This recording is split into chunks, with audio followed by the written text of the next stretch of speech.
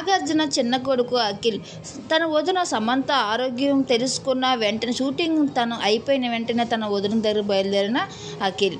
మన అందరికీ తెలిసిన విషయం, సమంత నిన్న ఎంతో బాధపడుతూ తను ఎంతో ప్రాణాంతకమైన వ్యాధితో బాధపడుతున్నట్లు ఒక పోస్ట్ ద్వారా అభిమానులకి షేర్ చేసుకుంటూ వచ్చింది.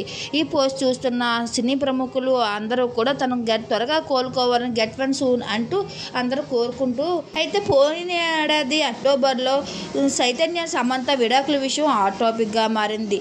మళ్ళీ ఇదే సంవత్సరం అక్టోబర్లో ఇప్పుడు సమంత ఆరోగ్య విషయంపై అనేక సోషల్ మీడియా అనేక వార్తలు అయితే వస్తున్నాయి.